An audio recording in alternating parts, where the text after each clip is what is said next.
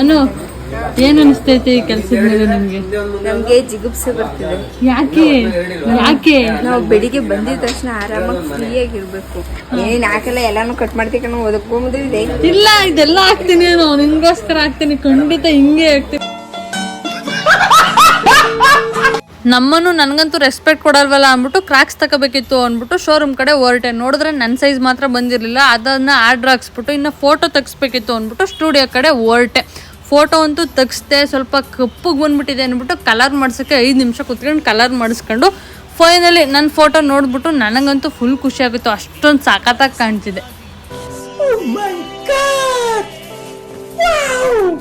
ಸ್ಟುಡಿಯೋಯಿಂದ ಬರೋಷ್ಟೊಳಗೆ ಈ ಮಿರರ್ನ ಯಾವನೋ ತಿರುಗಿಸಿಟ್ಬಿಟ್ಟು ತಗೋನೆ. ಅದನ್ನ ರೆಡಿ ಮಾಡಿಸ್ಕೊಂಡು ಶೋರೂಮ್ ಕಡೆ ಹೊರಟೆ. ನಿಮ್ಗೆ ಕೊಟ್ಟಿ ಚಿಪ್ಸ್ ನನಗೆ ಕೊಡೋದನ್ನೇ ತಿಂತಾ ಇದ್ದೆ. ಎಂತ ಫ್ರೆಂಡ್ ನೀನು? ಎಂತ ಫ್ರೆಂಡು? ಫ್ರೆಂಡಾ ನೀನು? ಎಂತ ಫ್ರೆಂಡ್ ಅಲ್ಲ ನೀನು? ಎಲ್ಲಿದೆ ನೀನು? ನಿನ್ನ ಮನಸ್ಸಲ್ಲಿ ಮಸ್ತ್ ರೇ, ಮಸ್ತ್, ಫ್ಯಾಂಟಾಸ್ಟಿಕ್. ಅನು ಕೊಟ್ಟು ಚಿಪ್ಸ್ ತಿನ್ಕೊಂಡು ತಣ್ಣಗೆ ಮಜ್ಜಿಗೆ ಕುಡಿಯೋದ ಅಂದ್ಬಿಟ್ಟು ಮಜ್ಜಿಗೆನೂ ಕುಡ್ಕೊಂಡು ಇಲ್ಲಿ ಏನೋ ಸಣ್ಣಗೆ ಮೀಟಿಂಗ್ ಮಾಡ್ತಿದ್ರು. ಸ್ವಲ್ಪ ಹೊತ್ತು ನಾನು ಕುತ್ಕೊಂಡು ಮೀಟಿಂಗ್ ಮಾಡಿದೆ.